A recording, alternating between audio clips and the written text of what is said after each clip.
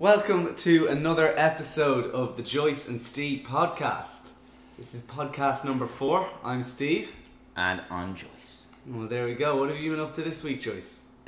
Decent week. My sister was over last weekend visiting from London. She got a new play coming up. The link will be in the description when you can buy tickets. I'm sure you'll all be. You can go back to this running. video if you want to get tickets. It'll be sold out in a second. It's about 3 months away, so if you're listening in mid-June, then click the link. Anyway, solid week. Weather's starting to warm up over here. Some serious news. Yeah. So what we usually do at the start of the podcast is talk about some news stories that we liked. But then what happened was at this one, that we said we wanted to do as a news story that because we're going to record the podcast the day after it broke, or 2 days after it broke, which I think was 2 weeks ago. Paddy's Day, yeah, and 17th-ish. And but then the story just kept developing and expanding and evolving, and we only now really feel like it's kind of at a place where we can discuss it as broadly as we want to, and we actually kind of want to do it as the main topic and the news story of this podcast, just because it's such a huge, vast topic that's been a massive story for the last few weeks, and that topic is on Cambridge Analytica. Oh yes. Because you definitely haven't spent enough time Cambridge hearing Analytica. news about Facebook and Cambridge Analytica and Trump and the 2016 election and the EU referendum. All these things that you're really just looking for constantly more content on these things. Yeah. There's not enough going on at the moment. There's never enough information we can get. There's just more. There's always some little bit, some whistleblower going to come out. Okay, so brief background into the story. A whistleblower who formerly worked for Cambridge Analytica, which is a data analytics firm, came out and said that the firm had been using Facebook users' data to essentially rig the US presidential election, which was already pretty controversial to begin with because the current president of the US is, well, he's disliked by some and hated by others and loved by a few. Loved by a few, to be fair to them. They defend him to their dying breath. It's almost admirable if they weren't idiots. Exactly. So basically, they harvested the data of 50 million Facebook users. What that means is they had set up a Facebook application that would skim all the data from a profile and was also able to skim the data of their friend profiles. So think about this is the bit, that's a bit sketchy now. This is a little less on. Never on mind. Stuff. You would be excused sometimes if your data was taken because you signed up for something, but sometimes people have no sympathy for you when you sign up for something and you tick all the boxes without reading the terms and conditions. Even though the terms and conditions on all of these tech sites, Apple, iTunes, they're all there. Things, too fucking long for any normal person to read. They're lawyers have said that these are too complicated for fucking them sometimes. Exactly, and they're written by very clever lawyers who know how to word things in ways that make us not suspect anything's going on. But that's a whole other story, really. Basically, this app that they had was able to take the data of their friends' profiles as well. So Steve signs up to this app. I didn't click any boxes. Say I get Farmville. Yeah. Okay, so I've got fucking You were Farmville. big into that back in there. Oh yeah, I love Farmville. And so Steve downloads Farmville, and then from that they can take my data just because I've clicked a button that confirmed a friend request from Steve back. So I'm the only idiot who's downloaded this stupid app and signed the terms and conditions and allowed it access to my contacts or whatever. But because I've done that, Joyce, unbeknownst to him, who's done nothing wrong, is now having his data stolen. Well, not stolen, but used. Yeah, exactly. And being exploited and manipulated essentially. So they were able to look through messages, and they weren't just looking at whether you'd liked Metallica or the Arctic Monkeys or Lad Bible on Facebook. They're looking at how you talk to people, how you react to certain news that breaks, if you're susceptible to fake news, if you're likely to write an angry comment, if you're vocal about your thoughts, and based off that they could manipulate and change their advertisement towards Trump or towards, you know, vote to leave or whatever they're doing. Yeah, and they were specifically targeting kind of people who displayed symptoms of deep-seated neuroses, and people who were fearful people who were very easily kind of triggered, not like fucking triggered like they fucking triggered feminists or whatever. Like no, they act like literally like something in their brain actually like locks in on stuff. We all know someone who's likely to have a rant on Facebook or something, and you know if you're ranting on Facebook, then it probably says something about you as well, that you know you need your thoughts heard and you want to be controversial or whatever, and all of this stuff they can use, and they can essentially target you with advertisements that will subconsciously skew your decision in elections, which is supposed to be, you know, the foundation for a successful democracy. And another whistleblower came out then, you know, a few days later, saying that a digital services firm linked to Cambridge Analytica received a £600,000 payment from the pro-leave side during the EU referendum to do the exact same thing. So, like, it's not a new thing at all, but it's just a bit scary. And you know, people started to point the finger at Mark Zuckerberg because the data was coming from Facebook. They were using it in ways that they shouldn't have been able to. But at the end of the day, he knew about this back in 2015 or whenever it started happening. Like, and never mind making a public comment saying, "Look, this happened with your data." You know, you out there, Greg and Tree, we have your data, and you're being targeted. Didn't say it. Decided not to say it, and then decided not to testify in the UK, and he's testifying next week in the States, and who knows what'll come of that. But even with that, like when he was initially asked, he's very good at dodging questions. When he was initially asked if he would, if asked, testify in Congress, what he said was, "We at Facebook typically send the best person for the job. So if that's me, then sure, I'll go and testify. But more likely there's someone else at Facebook who's more qualified to speak on this issue and testify on Facebook's behalf." So he's very cute, very clever. CEO. You're basically the leader. You know what I mean? You're the one getting the big bucks. So man up, you know. And I think like we're in denial that our data is being used against us, and essentially, you know, when people think about their data, they think, I don't care about that much, you know what I mean? How much can they do?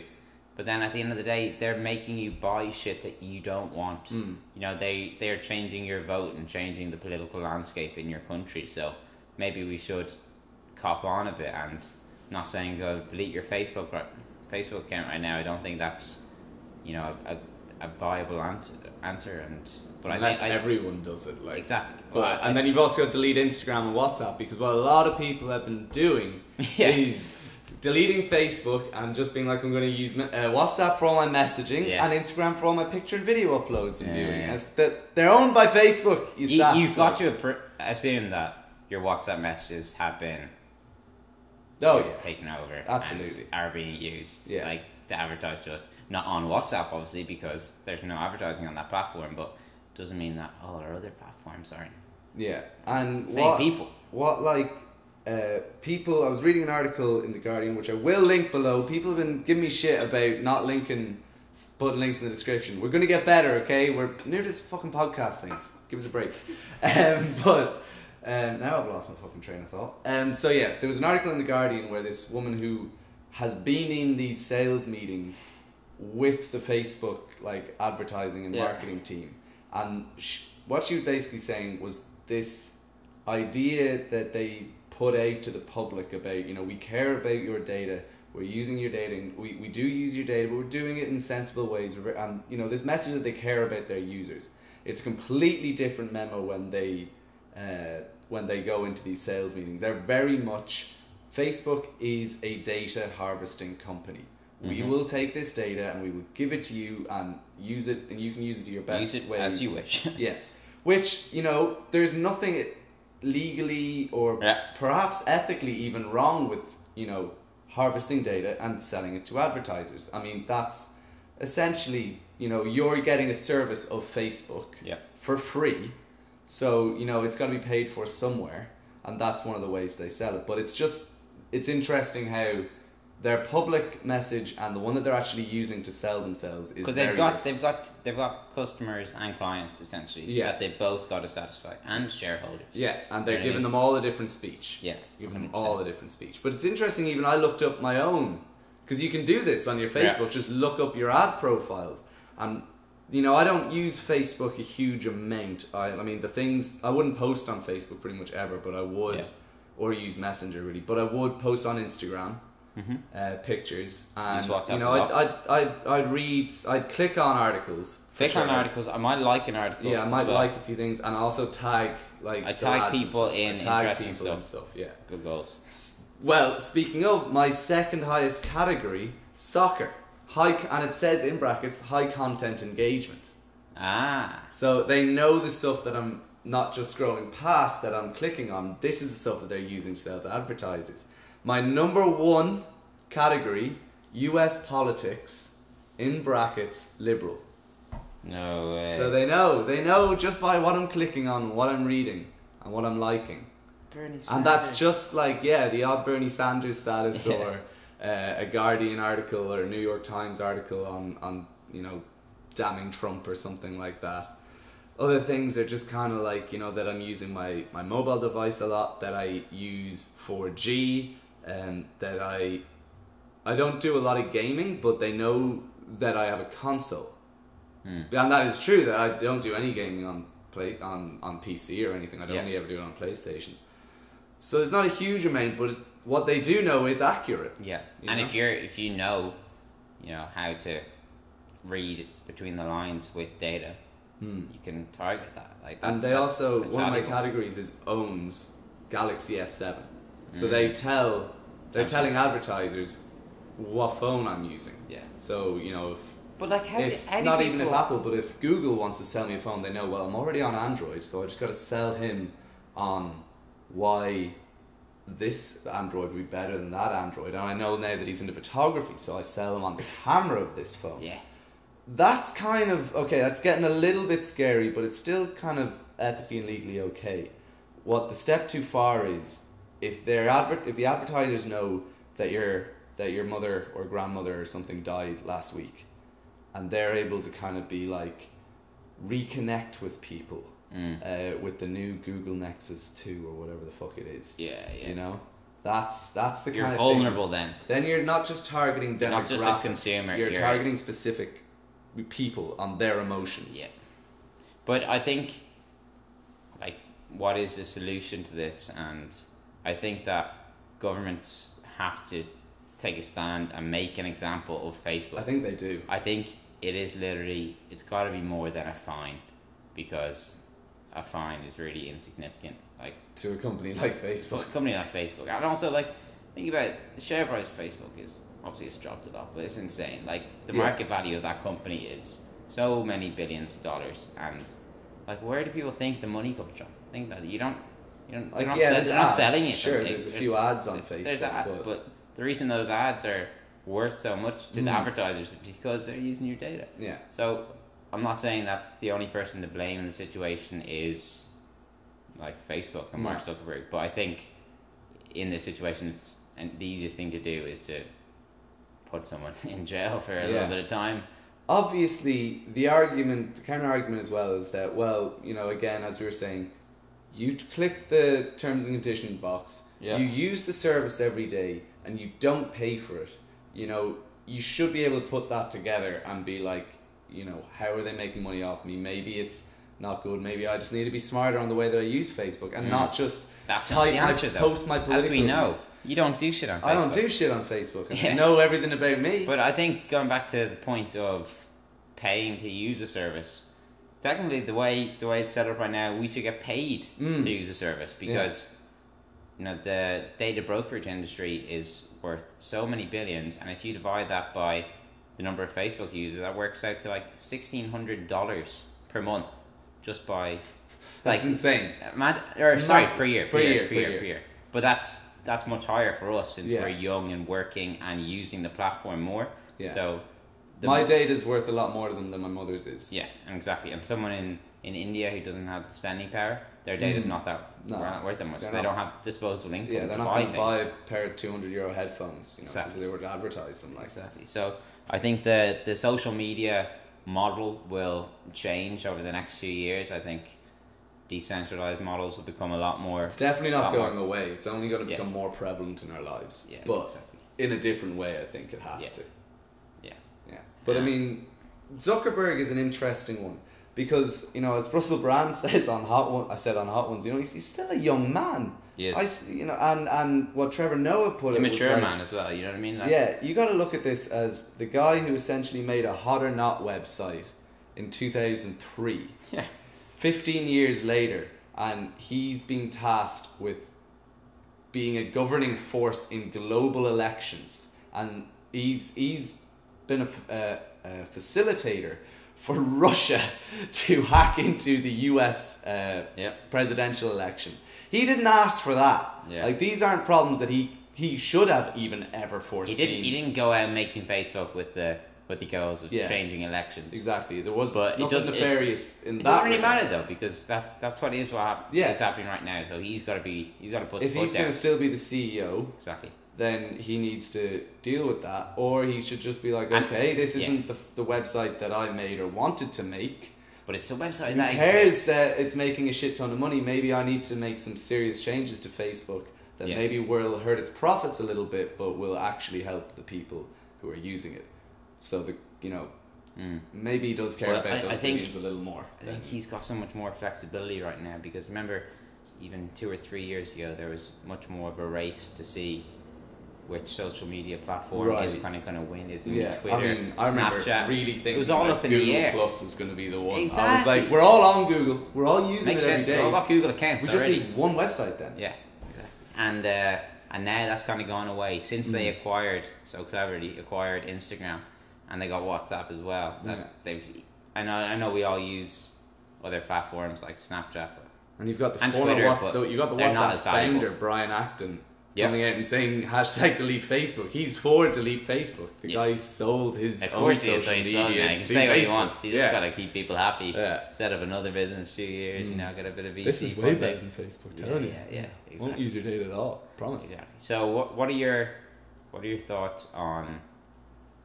Think about how much we use social media now. I was looking at some figures today, and they said the average media consumption per person in the US is 456 minutes a day. And now that sounds insane, but think about That's all media. That's all media. Yeah, that includes TV, newspapers. Yeah. But not only is 60% of that online, like 50% of it is through social media. Right. So that means just because you read a Guardian article, it came from Facebook. Yeah. So or Twitter, whatever. It's crazy how much that has increased over the last even 5 to 10 years. Where do you think it'll be in 2 years' time? Do you think we'll still be doing the same thing, as in we're all on the train on the same social media sites, Facebook, Twitter, Instagram, Snapchat, or do you think there'll be another one to take over? It'll be a different experience. I think Facebook is too big to fail. I think it's past the threshold where you've got 2 billion monthly users. Yeah. There's too many people using it constantly. It's for it ever really to go away. Maybe we'll see some big changes to it, but I don't even think that. I think it's still going to exist quite a lot like we see it now. I think this story and others that come out will, as they keep doing, blow over. Maybe Zuckerberg won't be involved. Maybe a lot of the head team won't be involved, and that will be their way of saving face and keeping the company going without really having to change their model. Yeah.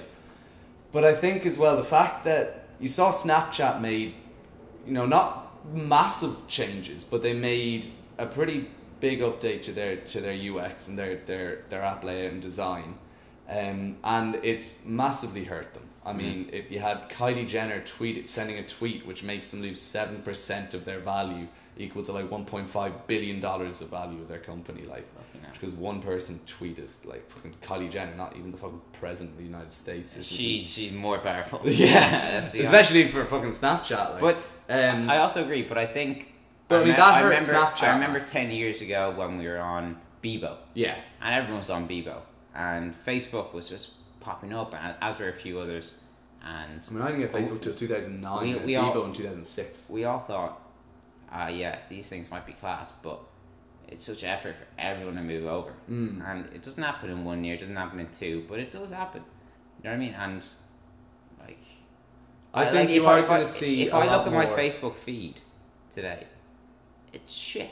It is literally so much shit on there, and it's not an enjoyable scrolling experience. Twitter is better. Yeah. Instagram undoubtedly better. Yeah. And half of that's because there's no ads and that's shit, but still. But the point that I was getting to is that I think Snapchat will go, and I think that you're gonna have I think you're gonna have Google and Facebook completely controlling a lot of the space. I think Google they've given up on Google Plus, but they've still got YouTube, and YouTube is becoming much more of an online community rather than just a video uploading and storing service. Like it's changing created as a platform. Celebrities. It's Facebook hasn't.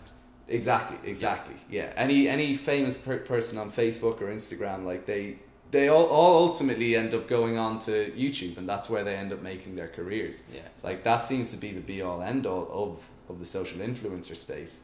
And I think there's much more people getting on and kind of commenting and communities and big fan bases and things like that.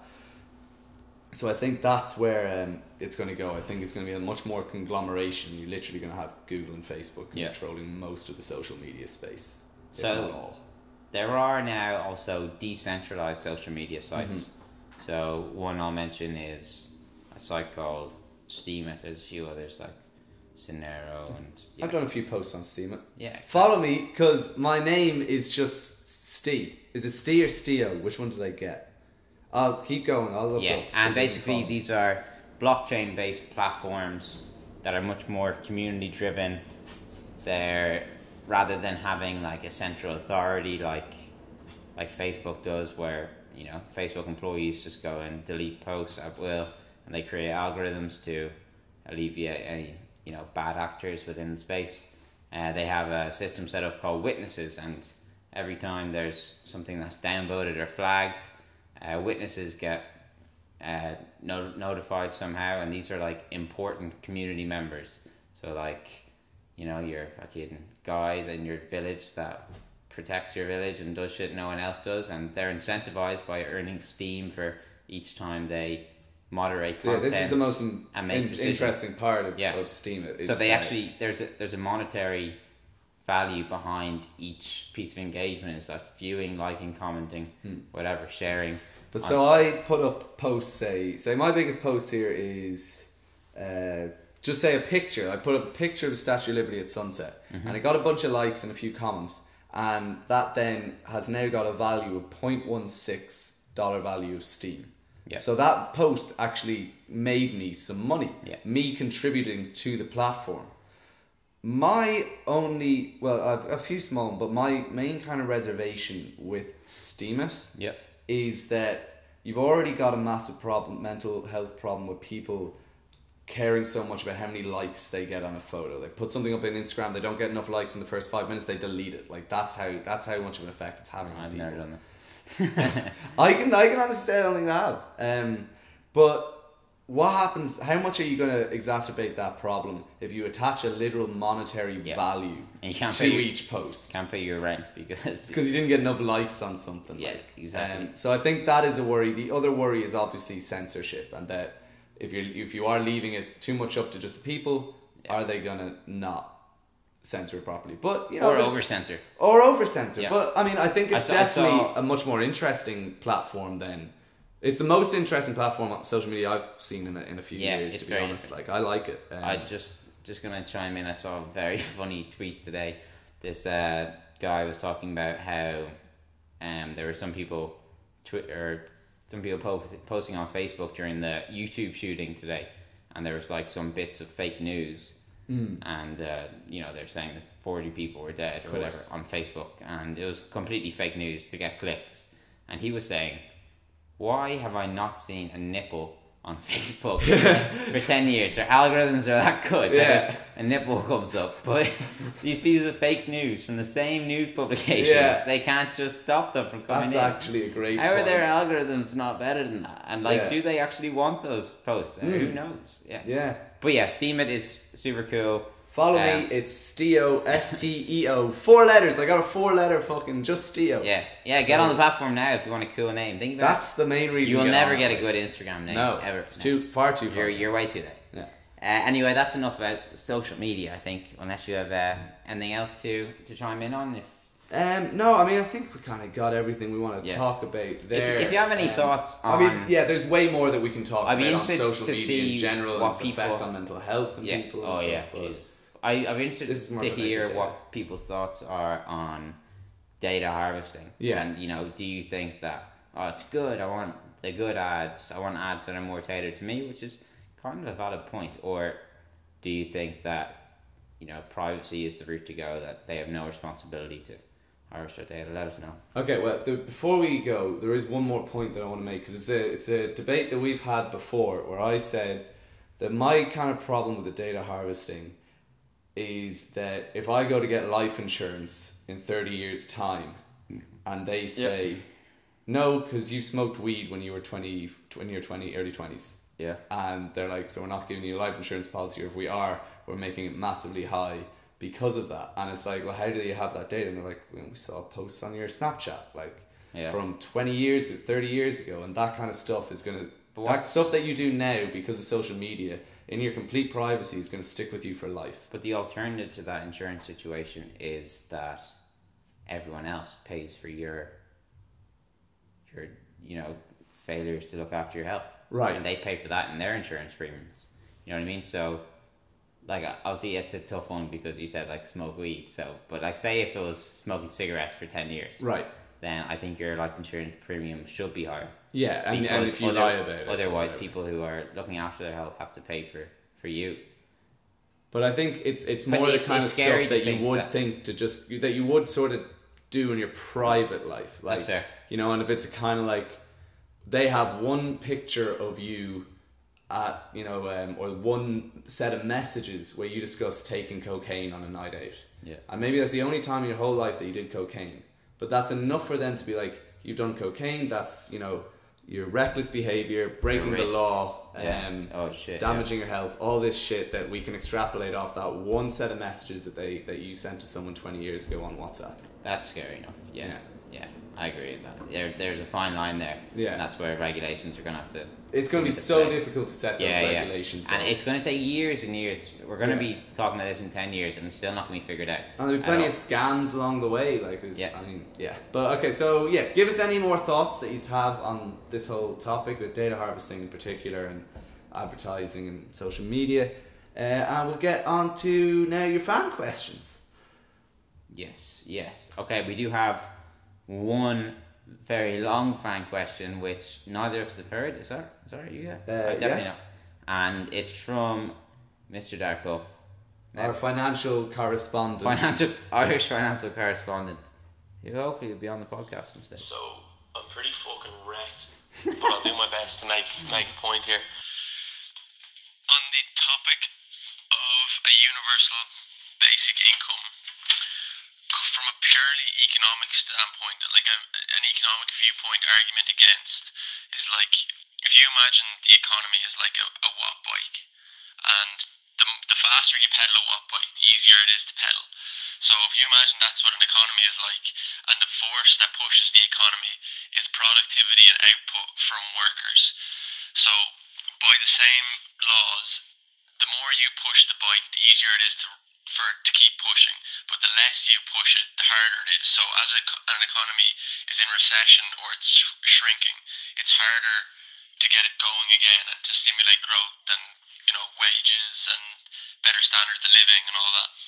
So the argument against the universal basic income is that if the government just start handing out money to people for doing nothing, unless the replacement rate by robots or technology or AI for productivity of people who are leaving the workforce and going on the universal basic income is perfectly, unless that replacement rate is perfect, you're going to have a situation in the economy where productivity is going to fall, and therefore the economy will contract and put even more pressure on social welfare and hypothetical universal basic income.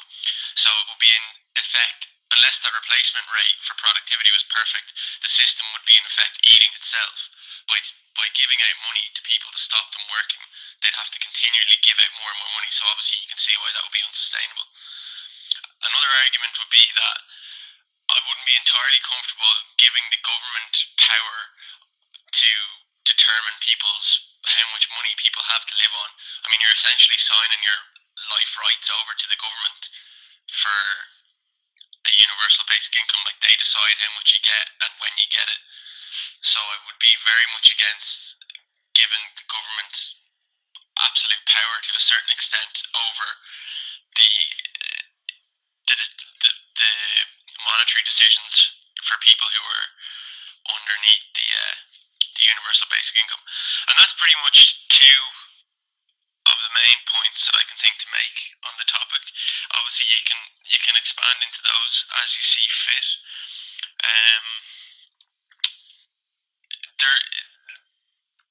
I'm trying to think, one situation where I might agree with it wouldn't be a universal basic income, but would it be like an income program for, say, coal miners in the US? So like in the 1920s there was like nearly 1 million coal miners in the US, and more recently, I think 2016, there was only 50 or 60,000, because coal is becoming less and less used as we get better at using other forms of renewable energy or whatever. So I mean, those guys who are supporting families, and their industry is shrinking, and it's probably right that it's shrinking because it's a damaging industry to the environment, and it's not a very productive industry in terms of its output. Like, yeah, okay, maybe those guys need to be weaned off working in the coal mines 5 days a week and give them 1 day of income funded by the government, so output shrinks, they're not under as much pressure, and you're nearly subsidizing an industry to change to a certain extent. So there's a couple of arguments for and against, and I hope it gives you something to talk about in the podcast. I will try and get something more concrete for kind of feminism and whatever else, maybe later on in the week, but just a bit busy at the moment.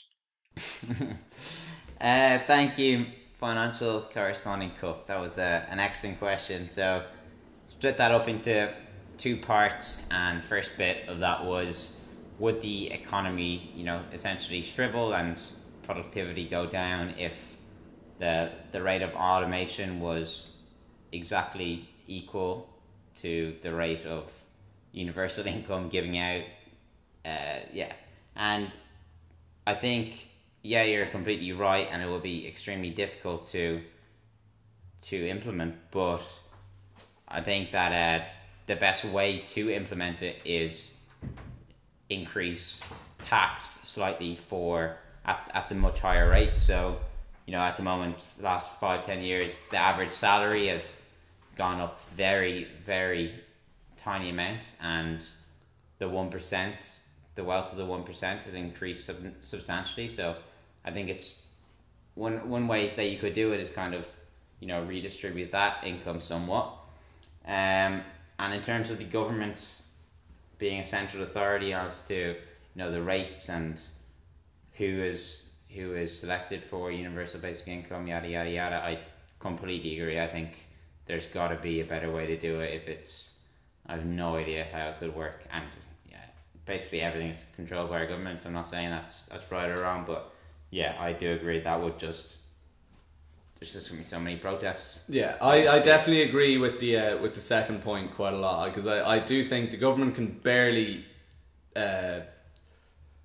delegate resources to the right places as is. So give them the control of pretty much all the resources, and then tell them that they're also got to supply the money for everyone to live on. They're not going to be very good. But related to the first point as well, as we said in the last podcast, it's definitely going to have to be a very complex, gradual transition and program. Very intelligent people need to work out the best way to tax the highest people and give just, well, as we were saying, you know, even if it was just a kind of €100 a week, $100 a week stipend, that would make a massive difference to a lot of people. For those working on low wages. Yeah. Basically. You know, anyone who's in lower middle class or kind of upper lower class people, that's going to be a really big especially difference. With families as well. Yeah. Like that sort of thing. People that, you know, the paycheck to paycheck, they've got 3 kids. It's clear that you shouldn't have people going around in yachts, taking first class trips, business trips worth 20 grand when that's half of your man's salary, like that. And you're going to help educate their children better so that, you know, the cycle breaks and you don't have just poverty. And overall, in 20 years' time, your productivity is really rapidly increasing. You got an educated workforce. It's the same kind of argument that Neil deGrasse Tyson uses for kind of science and stuff, that, you know, it's incredibly hard to get people to do this, but you've got to try to convince people, particularly politicians, to invest in research now, because you don't get innovation without the research beforehand. Yeah. But the research, who knows how, you have to do a lot of research, and who knows how long it's going to take for that to become profitable. Even if it's ever going to be successful. Even if it's ever going to be. It's a risk. You wouldn't have any of the great technological, societal, or any kind of advancements of the last entire time of human race without the research beforehand.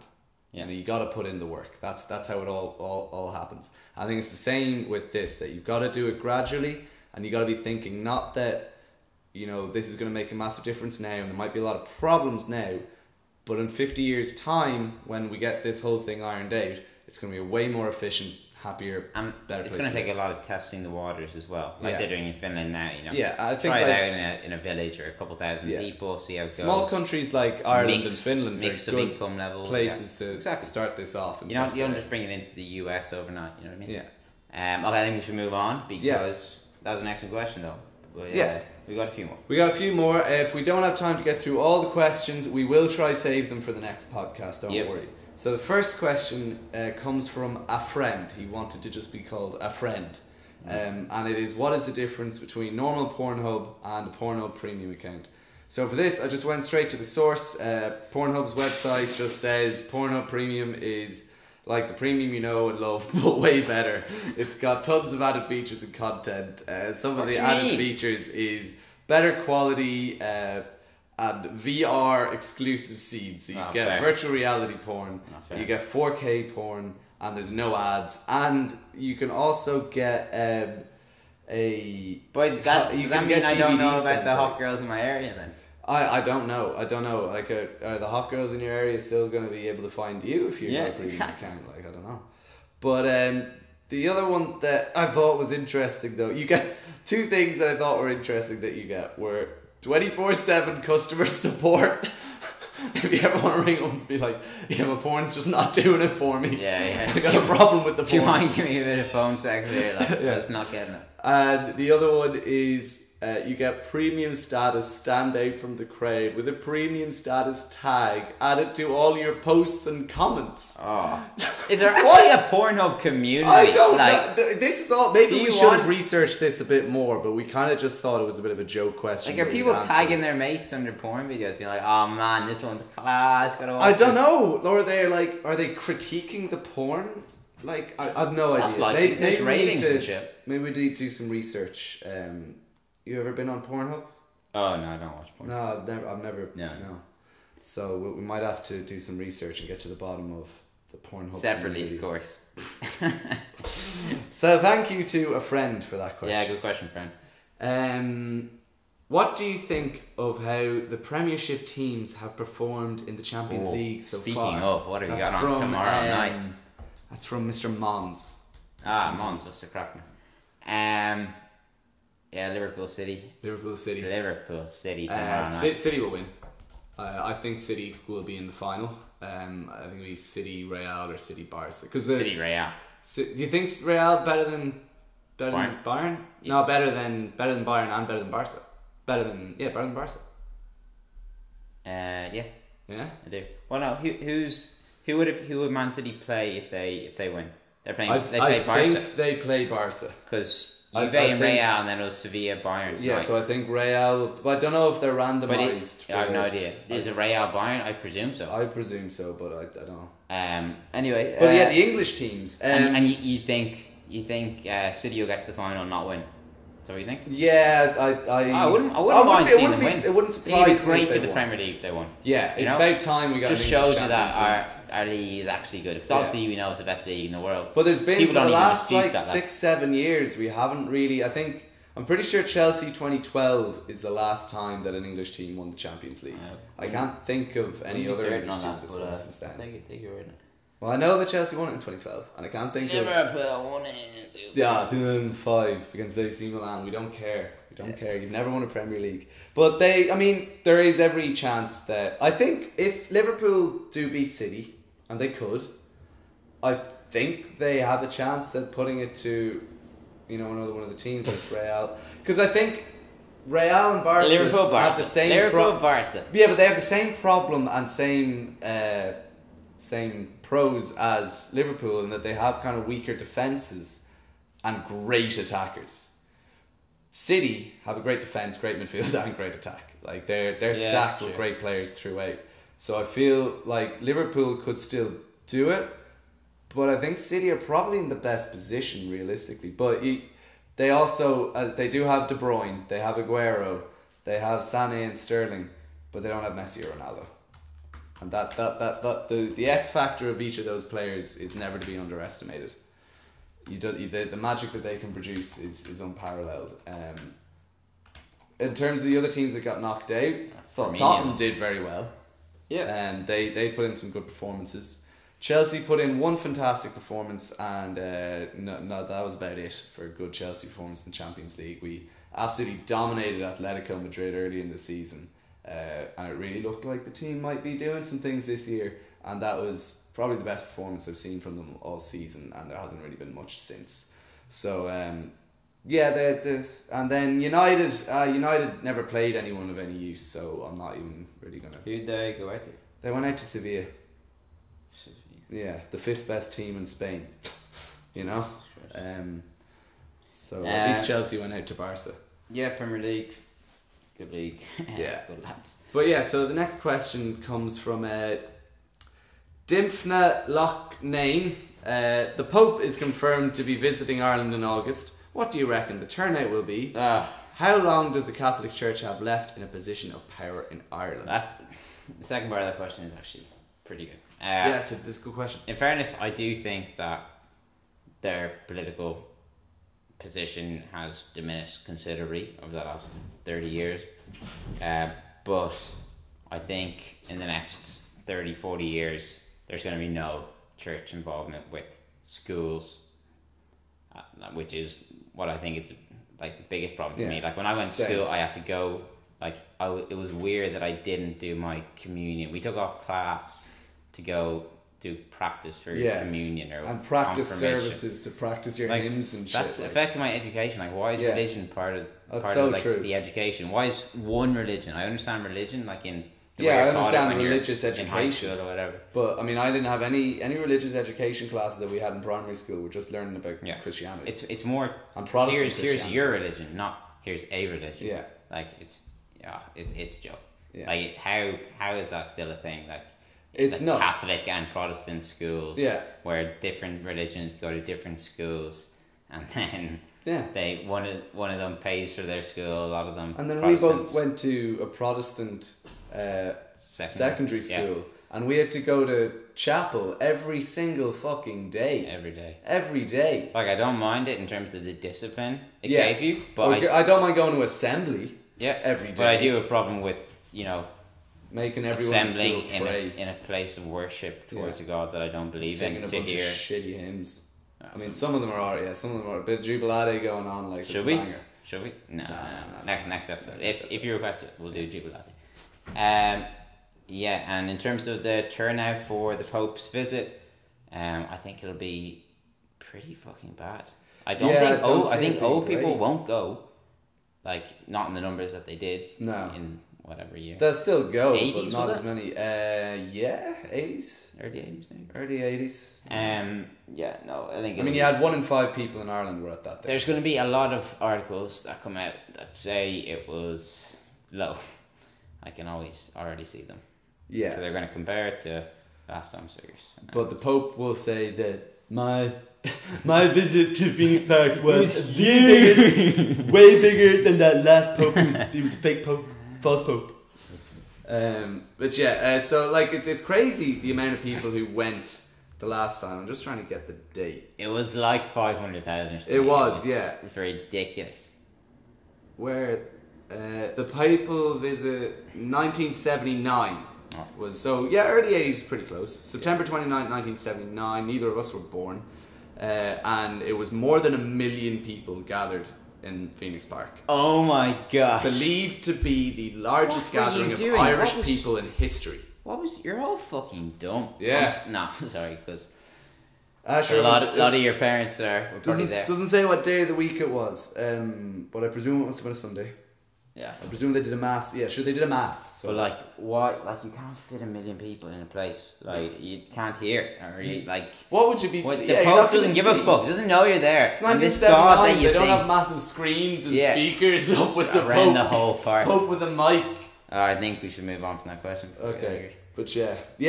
I just want to point out that this was the first year in the history of Ireland where you could fucking buy alcohol on Good Friday, which is something that annoyed me so much for years, that the Catholic Church still had that much power in Ireland that you weren't allowed to buy or sell drink in the fucking private sector. Yeah, that's nuts to me. But it's gone now, so hopefully the other things that are like that can also go.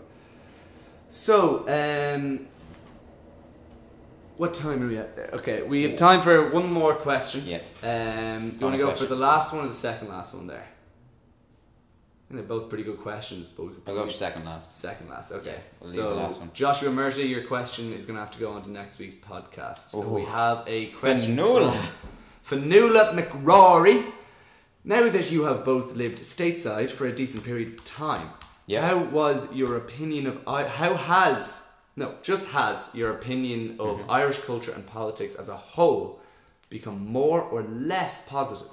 I'll take this away. Thank you very much for your highly intelligent question. My opinion of Irish culture and politics is stronger than ever. Stronger than ever. Politics, I'll tell you why.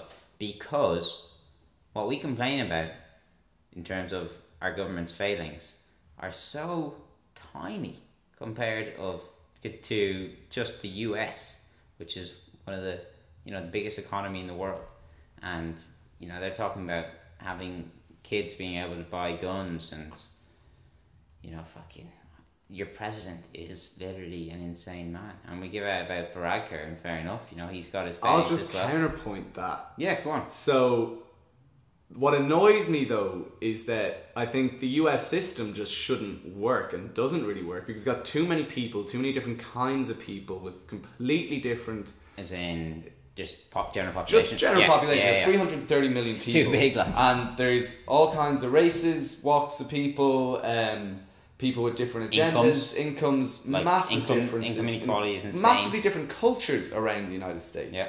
So it kind of makes sense to me why they can't fucking make the government work, and how no president could ever represent all of the people of the United States. Yeah. Now look at Ireland. You got 5 million people. They're all fairly similar. Why can't we get it right? But what is right? Is there ever a right? There's not. There's never an objective right. But there's still so much corruption. There's still so much income inequality. There's still so much. There's social problems. You've got religious problems. You got they've got the repudiate abortion movement referendum coming up in May. That's really dividing people. In something that you're kind of like kind of a backwards thing to bit of a homelessness issue as well. The big homelessness issue. How can we not take care of, like, if you think the amount of homeless people in Ireland is so much smaller than the amount of homeless people in New York. Alone New York. Why can't we take care of those people? Like, the economy's strong. Yeah. Like, we keep hearing about how the economy is on the rise. Yeah, we have jobs, but it just feels like we could be doing better. Yeah. But I definitely think that culture, fucking Irish And culture is so much better than when we hear about what's going on in Venezuela, and things like that, you're kind of like, Jesus, that they're actual problems. Yeah, take things into have a bit of perspective there. I just don't think we should still let Varadkar off the hook because he's managing to do all right. Yeah. You know, we should still pressure him to doing better. But yeah, it's definitely Ireland. Definitely kind of positive, I think, overall. And culture-wise, 100%. People over here, they want to be Irish so bad. Yeah. They want to be able to cling on to something. They want a history. When your country is only 250 years old, you want to cling on to something that's older and has more substance, like Irish culture. And I'm not saying like the whole stereotype of Americans being stupid is true. There's definitely plenty of really intelligent ones, plenty more intelligent than me. Yeah. But what I have noticed massively is how their education system is far superior to the Irish one. Just in terms of like world knowledge and stuff and geography, and they're just like, people don't know where other countries are. They don't understand any other country's history except their own. I mean, I'll talk about... I'm as knowledgeable about American history as most Americans are, and then they have no grasp. They know more about like the Vietnam War than World War II. Exactly. Which is, and they don't understand like how World War One or World War II started. They only know, sure, D-Day we came in and saved you, didn't we? It's like, well, actually that's not really true at all, to be honest. You know, it's really the fact that Germany went into Russia that cost them the war, but sure, like, you wouldn't want to give the Russians a win, would you, America? So that's why you have to be like, sure, D-Day was the one that did it. But yeah, so I think there's just the general kind of education, that kind of stuff is definitely lacking over here. So sidetracked there. Sidetracked. Education given about how America take claim for D-Day is the point. Sure, it's all part of the greater topic, right? So, well, this is a long one. Yeah. So we will save Joshua Murray's question until next week. Yeah, it's a good question. It's a good question, so we want to get into it properly, afforded the time it needs. Make sure to send us your questions and the comments, and see you on the next podcast. Thank you very much. See you later, boys and girls.